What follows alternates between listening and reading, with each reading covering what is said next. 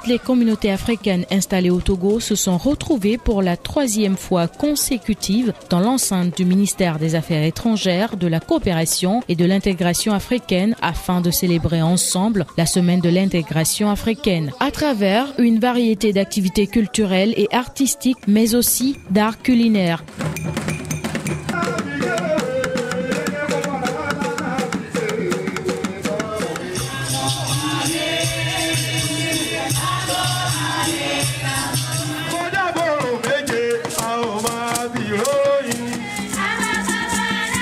Une célébration placée sous le thème « Gagner la bataille contre la corruption, une voie durable vers la transformation de l'Afrique ». C'est donc aujourd'hui une préoccupation pour l'Union africaine de relever le défi de l'intégration des peuples africains et selon le ministre en charge de l'intégration africaine Robert Dussé, le gouvernement togolais en a fait une priorité nationale. Célébrer cette journée est important pour tous les Togolais, mais aussi pour toutes les communautés africaines vivant au Togo. Une rencontre qui s'inscrit d'ailleurs dans le cadre de la célébration du 55e anniversaire de l'Union africaine. La corruption est rentrée dans nos mœurs depuis la maison.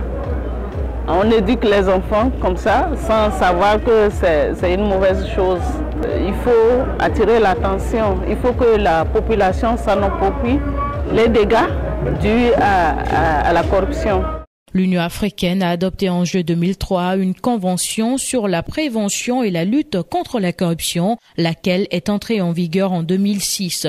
Plus d'une décennie après, seulement 5 des 49 pays africains figurant à l'indice de perception de la corruption de Transparency International ont passé la barre de 50. Une situation qui illustre à suffisance que la corruption constitue l'un des fléaux qui sapent les performances socio-économiques et le développement des pays africains.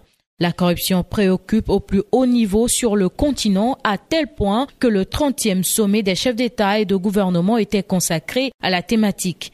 Et au Togo, dans son engagement à lutter efficacement contre la corruption, le gouvernement a multiplié un certain nombre de réformes et de mesures, notamment la création de la Haute Autorité de prévention et de lutte contre la corruption et les infractions assimilées. L'adoption d'un nouveau code pénal avec la prise en compte de l'infraction de corruption et aussi l'adoption de nombreuses lois qui visent l'amélioration de la gouvernance économique et la transparence dans la gestion des affaires publiques. Sur invitation du ministère des Affaires étrangères, de la coopération et de l'intégration africaine, la NCE a été présente à cette importante célébration par une exposition sur les impacts de la corruption au Togo.